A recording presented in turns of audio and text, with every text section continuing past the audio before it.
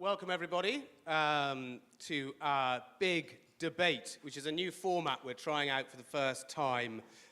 Instead of the usual panel discussion, we're going to have an Oxford Union-style debate with two markets veterans verbally jousting over the proposal. This House believes that every security is currently overvalued. My name is Charlie Corbett. I'm the editorial director at Euromoney Conferences. I'm going to be chairman of today's discussions. Each of our speakers will be doing his best to use his sparkling rhetoric to win you over to his cause. And with that in mind, now you know what the motion is, I want to start with a poll. And we're going to start with a poll, and we're going to finish with a poll and see how the results differ and who has won the debate or lost the debate or drawn the debate. And as our first speaker today, Tim Harford, said, we all have the right, even the responsibility, to change our minds when the facts change in our own mind. Have we got this poll? So here we are, right. 64% yes. agree with Bill at the moment. Just 30. So Eric, the challenge, the gauntlet is laid down. Now let me give a brief introduction to our speakers, both very old friends of Euromoney. And in fact, I learned today, Bill, I knew you had once worked at Euromoney, but I didn't know Eric had started life out at Euromoney. So we train them well.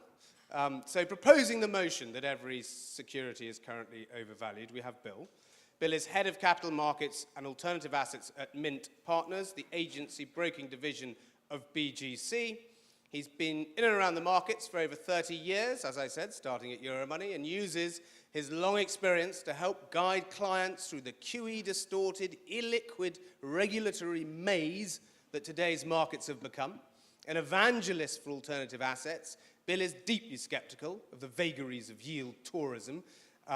His morning porridge blog, a kind of high-fiber markets nutrient burst in daily installments, is read by over 4,000 market participants every day, including me. Bill is also a highly sought-after markets commentator, sharing his forceful and often contrarian views regularly on Bloomberg, City AM, and others. And when he's not doing that, you'll find him at the helm of his yacht, Batfish 5, skidding merrily across the Solent of a weekend. Welcome, Bill. Round of applause for Bill, please.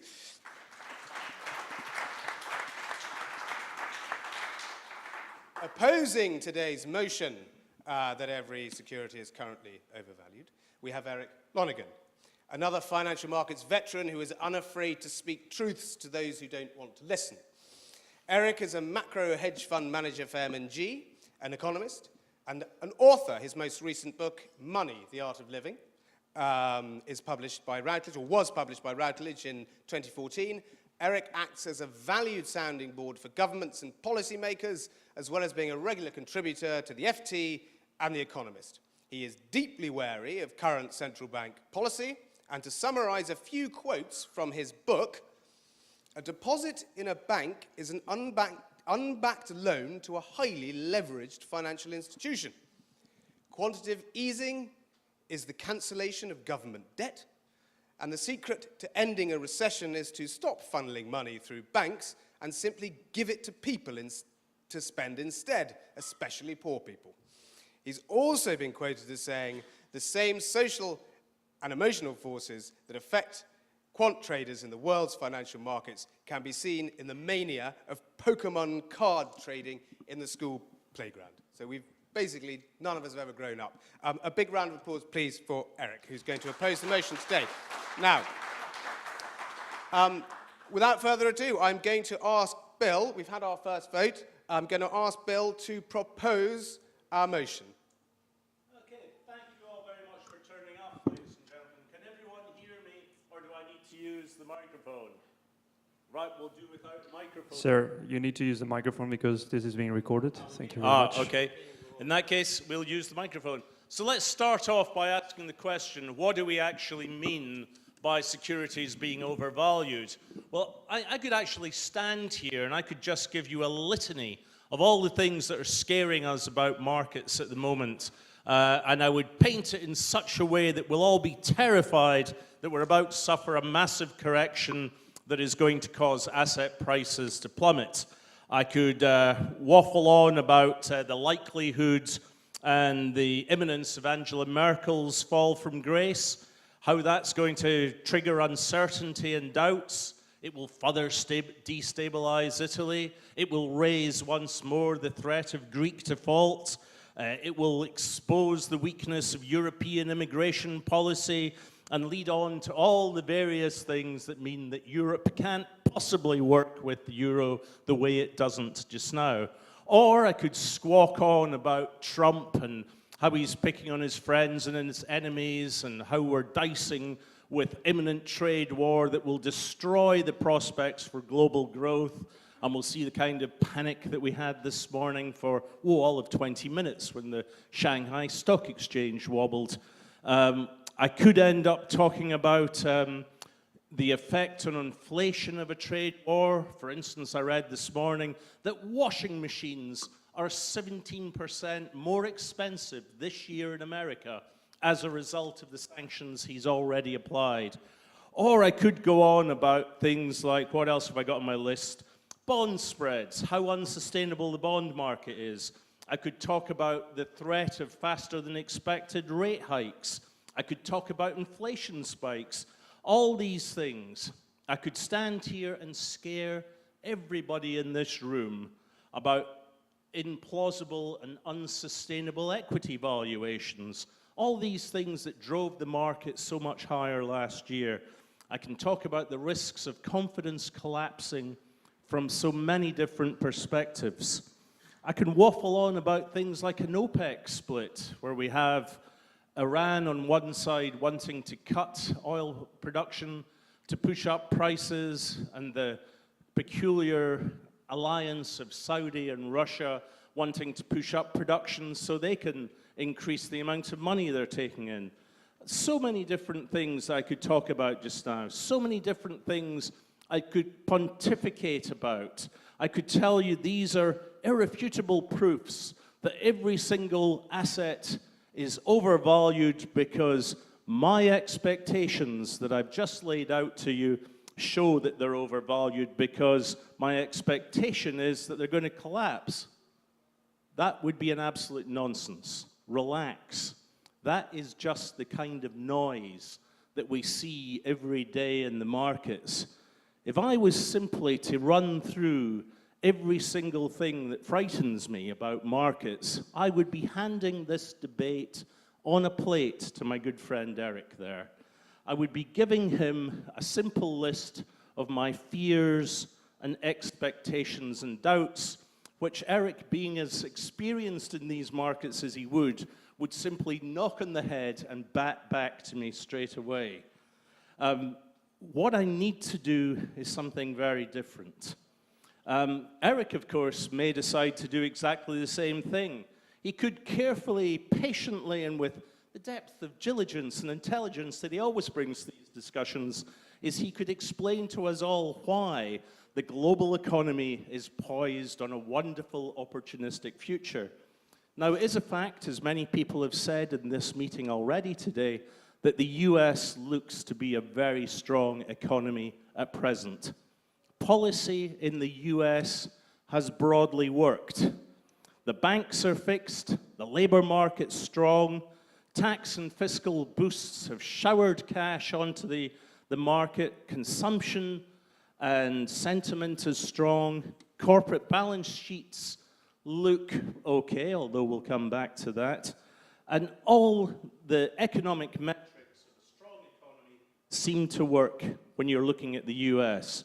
What we need to remember, of course, is that while US interest rates are now approaching 3% for 10 years, the rest of the global economy, and I strip out places like China, are functioning on interest rates of less than 1% and are clearly not fixed.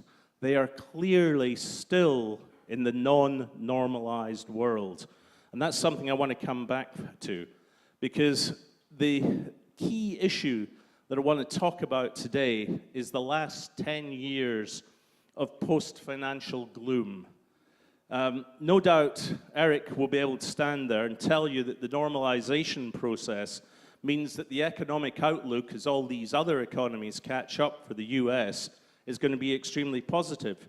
He could tell us that the prospects for global growth are so strong, that jobs and confidence around the globe are going to improve, the demographic trends are all very, very positive, and the market outlook is not only rosy, but probably makes every single security we can see today not overvalued, but potentially undervalued.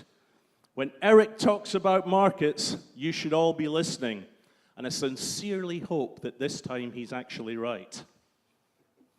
Being within sight of my own retirement, not that far away, I'm extremely hopeful that the arguments that many economists make about globally aligned growth policies, increased trade, aligned growth, jobs, social and welfare policies are going to create a much stronger global economy. Whenever folk tell me that the FTSE is going to rise by another 50%, yes, wonderful. But let you know something else. I am also still buying lottery tickets. So I'm not going to talk about all these expectations of growth. I'm not going to base my arguments on that at all. Let's talk about now. Let's talk about the state that the global economy finds itself in after 10 years. My thesis is very, very simple.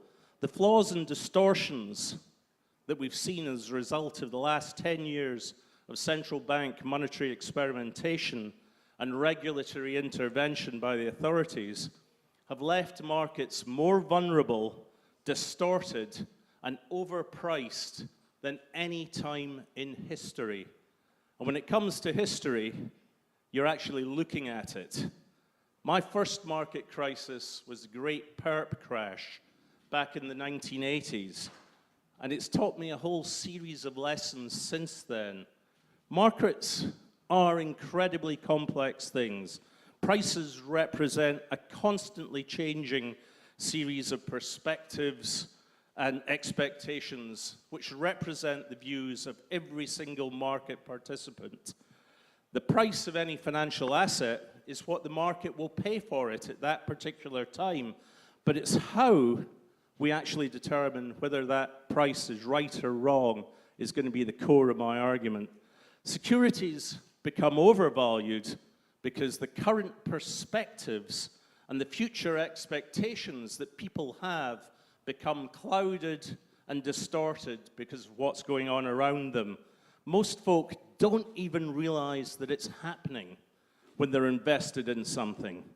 They just need to be told. And that's a problem in today's MiFID-run world.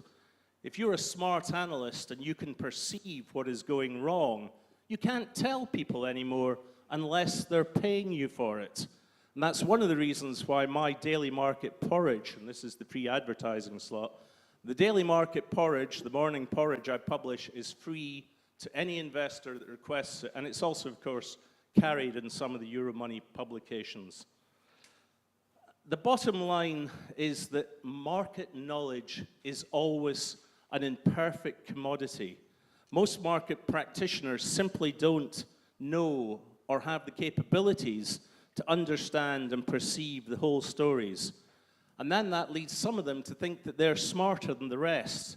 So they look to anticipate and front-run the things they know, to front-run the mistakes that others are making or the distortions they perceive and the false expectations that markets generate. Let me give you a very obvious example of how that works in terms of Europe. Back in 2012, I think it was, Mario Draghi first promised to do whatever it takes, the Draghi put, and he offered banks unlimited money in the form of long-term repos.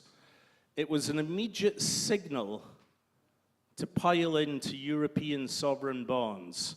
Now, many analysts saw it simply as an attempt to shore up the banks. But by shoring up the banks, by giving them money to repo their government bonds to the central bank, that was a way of supporting the sovereigns as well. Now, we immediately saw that. We advised all our clients to do so. They went ahead and have done so. And ever since then, one of my main jobs has been warning clients about when that distortion, giving free money to European sovereigns, is going to break. And that's exactly what happened with Italy a few weeks ago. And we know that there were a couple of bandits on Berkeley Square, not far from here, who both made off like butcher's dogs with the sausages as soon as they saw the opportunity. That's a great example of a distortion becoming a correction. Ultimately, markets are often going to get it wrong. Bear in mind that the last two recessions that we've seen were not caused by inflation. They weren't caused by rising interest rates. They were both caused by market instability on the back of mispriced assets. It's happened before and it will happen again. And then with markets being as imperfect as they were, the trick is to understand how they are going to change. Now, most of us with hair the color of mine, i.e. very grey after too many years in the markets, have survived this long because we become very suspicious and we question all the truths that we are told about the markets.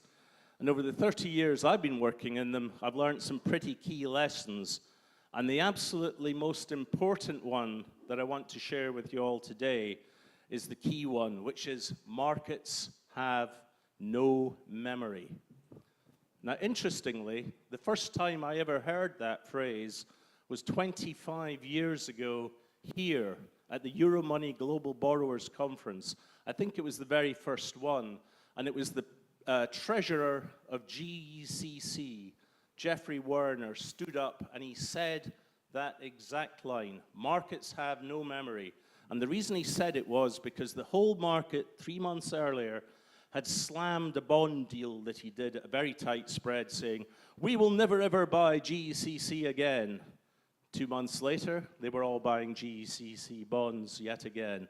So bear that lesson in mind.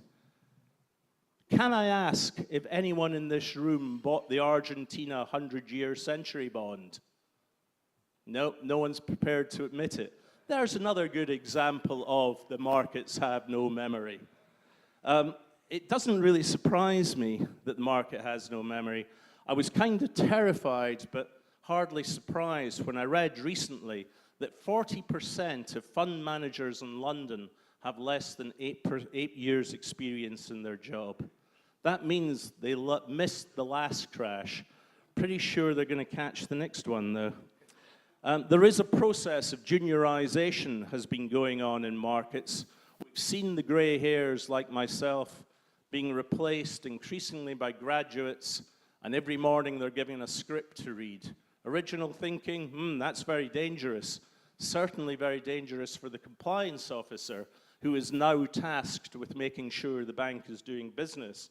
Or the management cadres who are all trained to manage a bank without actually understanding anything about the business of creating risk and trading risk. The whole market structure has changed dramatically because of regulation in the last few years. And I would argue that one of the key reasons that securities are overvalued today is because of the weakness that we have created in market structures. And if I have time, I'll certainly come back to some of these. So my conclusion then from these factors is that my gut, 30 years, you can see it's a big one, my gut is telling me that there is something fundamentally wrong with markets. And when something is wrong, it makes me suspect that they are overpriced. There is bound, in my mind, to be a correction. It doesn't necessarily mean that that correction is going to be something violent like we saw in 2007. I suspect we're going to see a long-term market stagnation as we've effectively seen this year since the volatility crisis. Let me talk maybe about some of the other factors that I think are most important in terms of the long-term market distortions. And critical there are the consequences, the unintended consequences of QE. Central banks, as we know, spent billions buying back government bonds and corporate debt. deliberately introducing zero and negative interest rate regimes.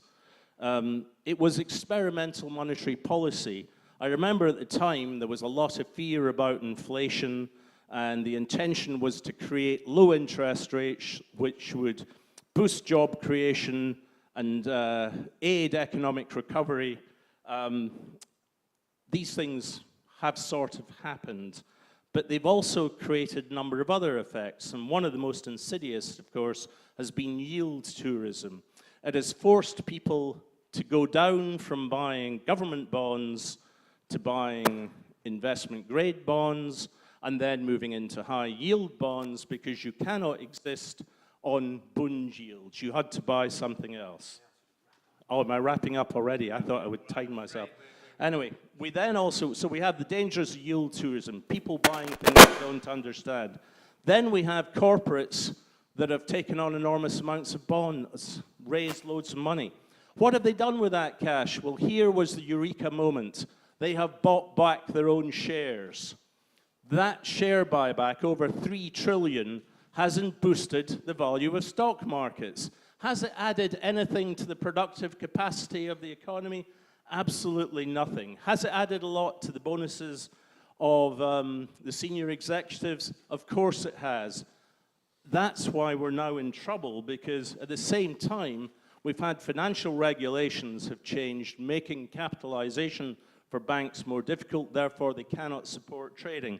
So if I just cut straight away to my conclusions, the reasons that I think the markets are fundamentally misvalued is, first of all, structure, rules and regulations that make the markets supposedly safer, but they also dumb them down. The process of juniorization has removed much of the genetic common sense that used to run markets, the risk-taking mentalities. When the regulators are loading us up with repeated new rules designed to avoid the last financial disaster, that worries me. They're missing the next one. And then there's all the distortions that we now have saved up within the system.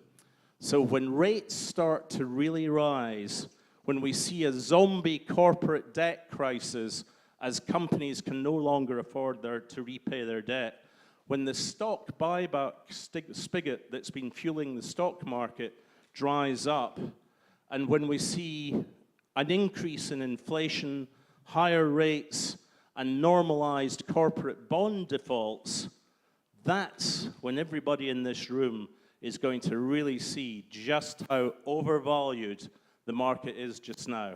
Now, I do apologize for slightly overrunning my time. I got a bit stuck in some of the meat of the argument there. But thank you very much.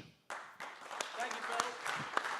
Thanks, Bill. Well, Eric's up next, so we've got, yes, a weakened structure run by young pups who don't know what they're doing, investing in zombie companies. I'm going to ask Eric now to oppose, quite a lot to oppose there, go against Bill's gut, as we say. Excellent. Well, thank you very much for inviting me. Thank you very much, Bill. It's always a pleasure. So what I'm going to argue or counter-argue here is, rather than be pedantic and point out that there may be a single security out there that's cheap, I'm going to point you to a whole area of the market where I think there is very, very substantial value. And I'm going to try and give you a compelling reason to believe me that if you want to know where to start looking for really cheap assets, I'm going to propose a hypothesis about how you might want to think about it. Now, I started out as an economist, and I learned very quickly as you move from academia to the real world that the only honest economist will tell you two things. One is ignore all economic forecasts of any variety. And if you need proof of that, just go back and randomly choose a copy of The Economist magazine at any 5-year period and look at its headlines, and you'll realize they are 9 times out of 10 contrarian indicators. And I've experienced this multiple occasions. It's a running joke in our office about how useful The Economist is at telling you what not to do. I remember in the midst of the Asian crisis, The Economist was telling us the world was going to be awash with oil. I think there was a $6 oil question mark headline. That'd be Q4 1998. And then, of course, that was actually the low point secular in the oil price. We were actually on a journey to $150 oil, and I think then the economists started to worry about us running out of it. If you look even more recently, you can go back 2 years ago. Apparently, Italian banks were on the edge of a cliff, and then the share price has subsequently doubled. So the first problem with the economists is the honest ones are of very limited use because they tell you I can't really say anything about the future. The even more honest ones tell you that even when I'm right, it's usually very bad investment advice, and that's critically important. So on the rare occasions as an economist you get a successful forecast and you're punching the air, then you look at your portfolio and realize it's not panning out as you thought it would. So crystal balls are actually, successful crystal balls are very, very dangerous in the investment game because investment is really about psychology and odds. And if you back bad odds and you back the wrong psychology, you won't make any money at all. And if you think about it, if you'd successfully predicted Brexit or you'd successfully predicted Trump and you decided to make stock market bets on the basis of those predictions, you'd have ended up very poor because actually the asset price response was completely surprising to most people as a prior. Most people's assumption was if Trump gets elected, it's going to be some kind of a disaster for the stock market. Actually, the S&P 500 is pretty close to all-time highs. If you think of something like North Korea, which is a wonderful example, we call in loads of North Korean experts. The most optimistic person tells you with North Korea, and this is only a year ago, the best case scenario is that nothing happens. Nobody thought you might actually get a good outcome. I don't know if you've had a good outcome or not, but all it goes to show is don't try and predict. And if you meet somebody who thinks they can confidently predict, be very careful, because even if they're right, asset prices will surprise you in how they behave. Now, I'm a macro investor, so does that mean I should just call it a day now and honestly leave the room and say I don't know anything? Or can I say anything about asset prices? Well, what I learned in my first week working in the city for an investment bank is that the interesting area of asset markets is about human psychology. And the area where human beings make repeated mistakes, and this is absolutely the key, is in how they perceive risk, right? Because one thing that we do not do in a calculated, rational fashion is price risk or think about risk.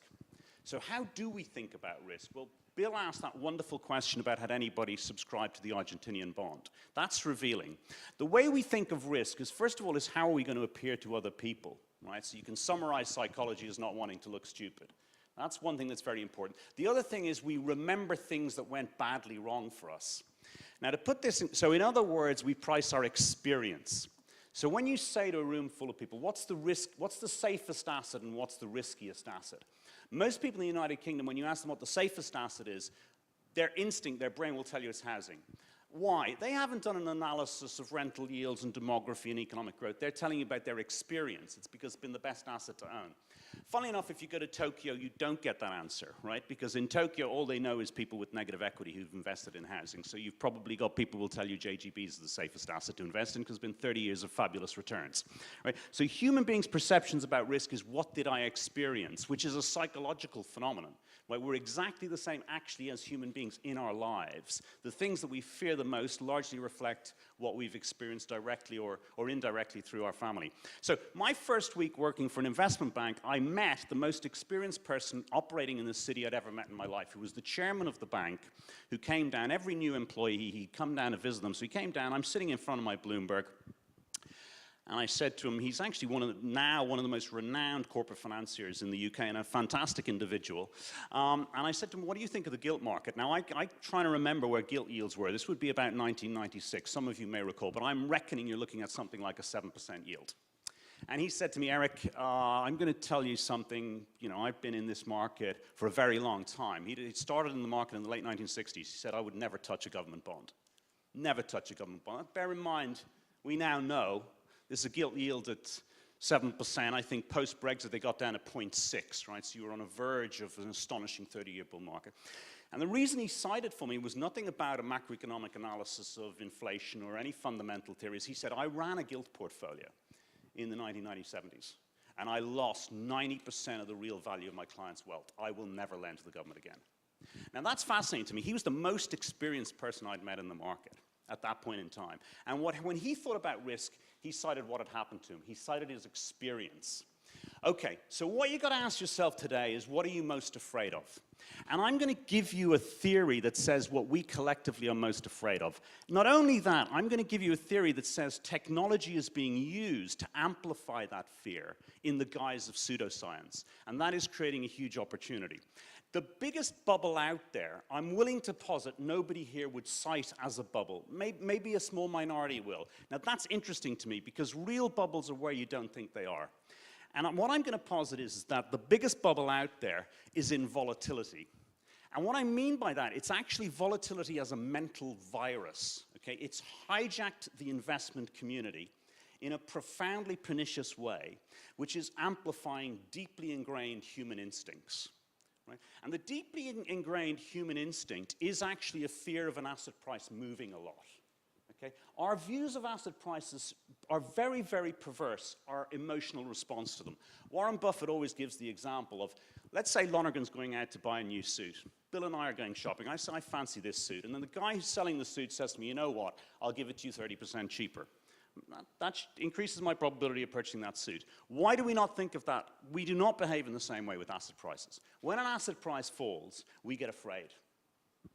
And this is how all the great investors through time of history, if you go back and read Ben Graham, it's the market as a manic depressive. Price volatility is your opportunity. I'm an active investor. If something falls an awful lot, that's when you get interested in it. Definitely not when you get fearful. Just look at the stock market. You buy every time there's a recession in the United States in the last 40 years, and you have staggering compounded wealth in excess of 7 to 15% compound. So what's fascinating is, as human beings, we get afraid of asset prices when they fall. Now, what happens to volatility when asset prices fall? Volatility goes up.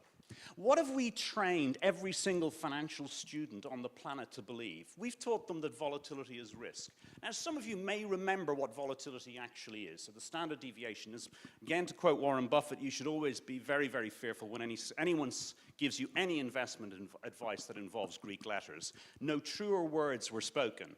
Okay, so most people actually struggle to remember precisely what a standard deviation is. But why is a standard deviation a measure of risk? It isn't a measure of risk. This is just price fluctuation. What I actually care about is sustained or permanent losses. That's what we all care about. If I said to you, you can have an asset that's going to fluctuate an awful lot every day, but in 30 years' time it's going to have compounded, or in 20 years' time it's going to have compounded at 7%. Or I can give you an asset which in nominal terms is not going to move at all, but is guaranteed to deliver you a real loss of anywhere between 10 and 40% over the next 15 years. Which asset is safer? Now, actually, I know if I ask my teenage daughter that question, she'll give me a pretty abrupt answer. Right? She says, I'll definitely have the one that's fluctuating around a lot and is going to compound me at 7%. Now, why is it that we're teaching everybody in our industry to believe the opposite? It's patent madness. Not only are we teaching them all to believe it, they've now got computers that are fantastic at calculating it. And they've got risk teams who come down and tap them on the shoulder and say, you do realize the volatility of your fund has gone up, which just means the prices of the assets that you hold have fallen. The expected return has just gone up. And you're now being told it's riskier, so you've got to shrink your portfolio. That gets everybody to behave in the same way. Right? So we have now got markets. Not only that, we have a regulator who says every single person who runs a fund is to put them in the category based on volatility, which makes everybody a volatility targeter. Right? Because if I'm selling a fund based on it being in this range of volatility, volatility steps outside of that, I've got to change my portfolio. We're making everybody behave the same way. The regulator's telling you to target volatility. People are launching funds based on targeting volatility. And the final link in the puzzle is now, if you look in the United Kingdom, and this is happening, this is a global phenomenon. It's happening everywhere in the world. We're supposed to categorize every human being in terms of their risk category. So a client comes into a financial advisor in the UK and they have to say, right, which risk category do you go into? And how do they measure the risk category? They give them effectively a volatility range. So you've got an entire system that's targeting volatility. If you want to understand why flash crashes are occurring. So what have we done? We've harnessed human nature, myopia, fear of volatility. We've turned it into pseudoscience. We've given it computing power so we can measure it, we can all compare, despite the fact that it's fundamentally flawed. Okay, so where are the cheap securities going to be? It's not difficult. They're going to be the volatile securities. Which asset is currently guaranteed to lose you money? I was speaking to our marketing department the other day. I said, I've got a great new idea. Everybody's obsessed with having really low volatility. Why don't we give them a fund with zero nominal volatility?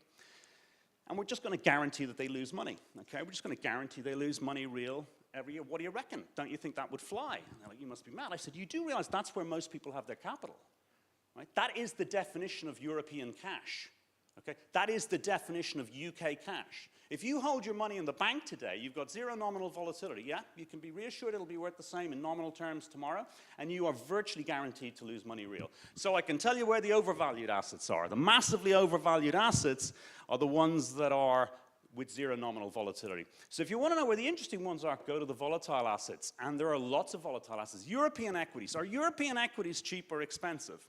Guess what the real return from European equities over 10 years and 20 years is substantially negative in real terms.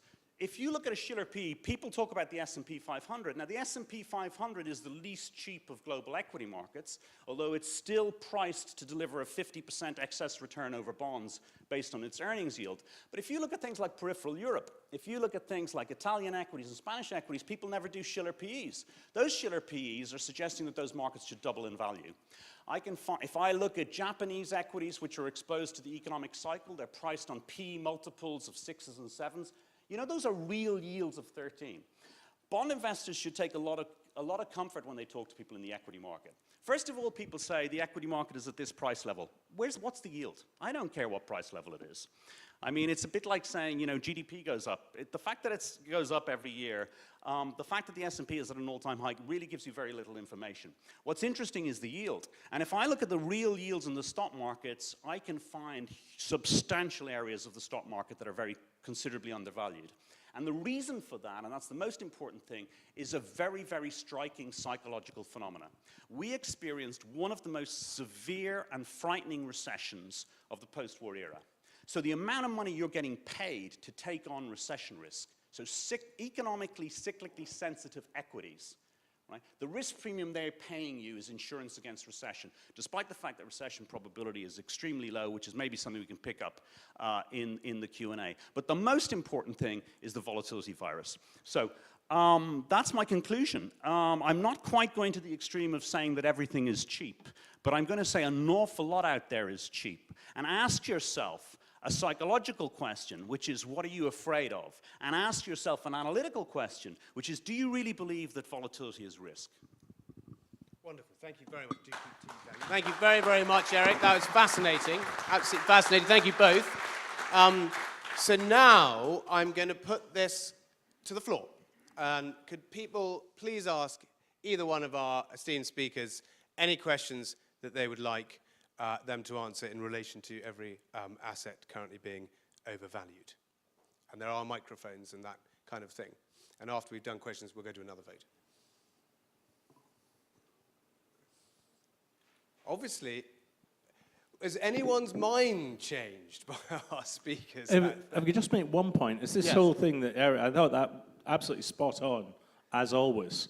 But this whole issue of negative bias and the issue about bureaucracy taking over our markets, the tick box checklist way, that is, to me, one of the biggest distortions, and distortions will make markets less efficient and will create this mispricing we see. But it's negative bias, key issue to think about in the future. I must say, the valuation of the bond market, there's two points I'd make about valuation in the government bond market, which is that something can be priced to deliver you a very poor return. Doesn't necessarily mean it's overvalued, in the sense that may be a persistent rate of real return. So it may be that cash is supposed to pay you negative real returns. And the caveat I would add, if I look at US government, if I look at a 10-year treasury with 3% yield, you know, if you look at where interest rate futures are priced, the market is saying the Fed's going to stop just above 2.5%. Now, the simple bond market arithmetic is your 10-year yield is your expected 10-year rate of return on cash, yeah, plus or minus a term premium. You know, so Clearly not. Well, but it, you know, it wings around and creates volatility. But ultimately, you know, that's your question, or otherwise I can, you know, there should be some kind of an opportunity. Maybe I can ask people in the room, who here thinks that bond markets are likely to produce positive returns in the next 5 years? Go on. Show of hands. One, okay, 1, 2, 3. I want to talk to you people afterwards and get your business cards and open lines with you. But Bill, We I mean, need to be I trading. don't think you're not going to get a positive real return out of bunds. Sorry.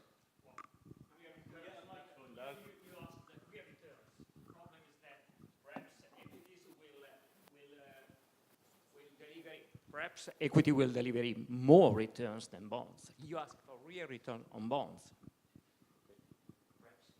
Equities will, to me, will deliver much more return than bonds.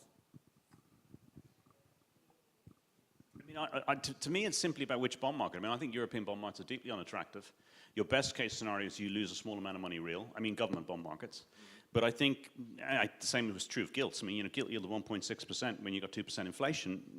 Ultimately, you hold that to maturity, you're going to lose money. Over. Yeah, you're going to lose money. And the question is, do you lose money quickly, and how much do you lose? But 10-year Treasury's close to 3%. I'd say that there's a fairly good chance you'll make a positive real return.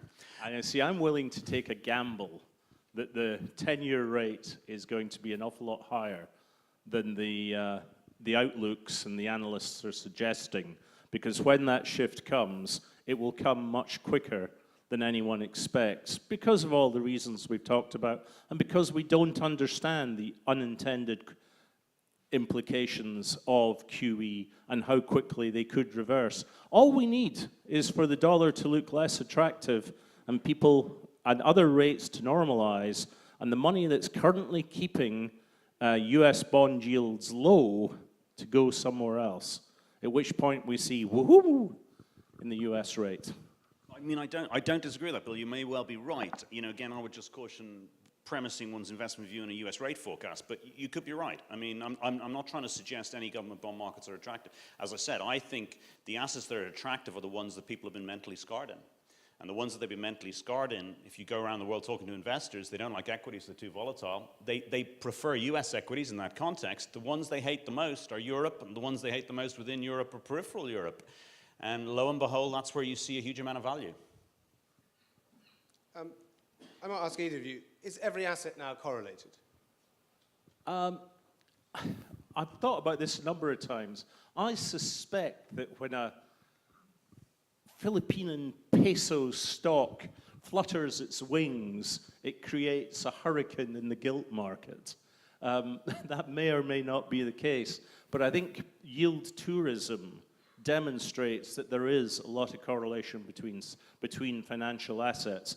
What becomes more interesting, though, and if you're looking for inflation, just look for it in financial assets.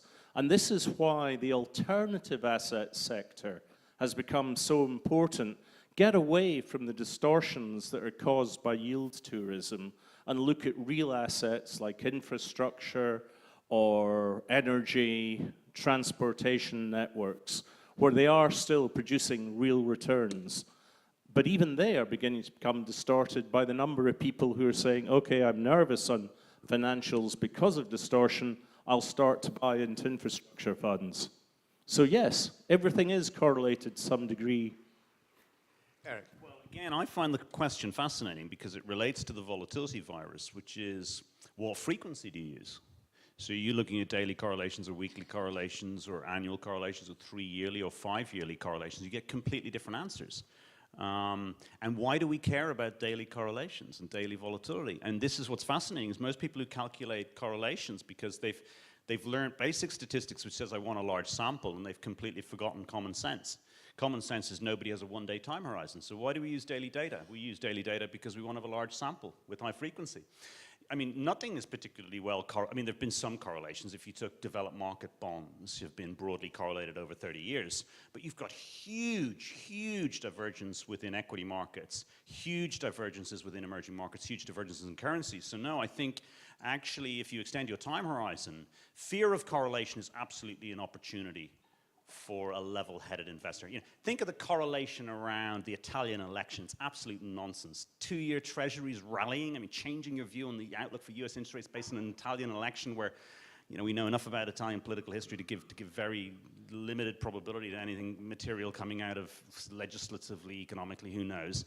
You had gilts rallying. Gilts rally, 40 basis points? The basis on the Italian. That is nonsense, which gives a great opportunity to an active investor.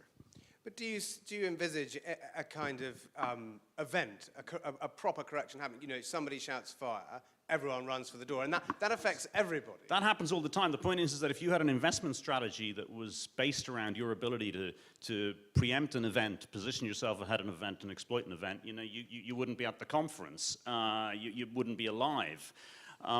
That's just not an investment strategy. There's going to be loads of events, some of which will completely surprise us. There's going to be positive events, and there's going to be negative events. You need to have a mindset and a framework that says, what am I going to do when there's an event? That's how to, you know, run money. You can't run money based on that there's going to be events. Yeah. But then clever men like you will be able to take opportunities out of it. The herd will get, well, no, again, you know, I don't like to think of it like that. I don't believe in clever... Run off the cliff. Sorry. Always remember, Charlie, there are 27 entrances to the New York Stock Exchange. Yes. There is only one marked exit. So there's this herd going for the exit. I think more it's about, you know, you can make investing very difficult. You can make it relatively simple. It's best to make it simple, which is you should look at what real yields look like. You should do the same when it comes to equities. You should compare real yields, and you should take a medium-term time horizon. And when you're afraid of something, you should try not to worry about it too much, because and you shouldn't be looking at your portfolio daily or monthly, which all the technology is encouraging people to do, and that'll make for bad investments. And it's actually relatively straightforward what one should be doing with one's capital in the medium term. If there are big corrections, you know, and if they do occur, you know, you've got to try and be level-headed and astute. You know, the main thing is to have a predisposition to buy low and sell high and not do the opposite. Okay. Well, we are now out of time. Can I ask everyone to vote again? Go onto your apps. If you've changed your mind, vote again. And we will see whether Eric's made any impact. I think it's have you made 1% or lost 1%? Made 1%. Well, I mean, I'll take a stubborn audience. Well, I'm actually going to throw my vote partly behind Eric as well, because I think he makes some very, very good points. I mean, I love this concept of volatility virus. There it is. Oh, hang on. We've got now. Actually, you've made up that's your help. Far more ground than we had. So very well done. Very well done. Because that was quite a excellent. But the forces of reason still triumph.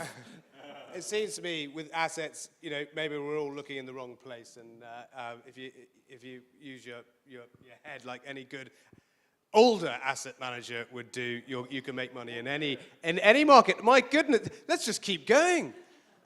So we've got 48%. So it's almost, let's call it a draw. And can I have a big round of applause, because we've run out of time for our speakers. Thank you very, very much. Thank you very, very much. Oh, sorry.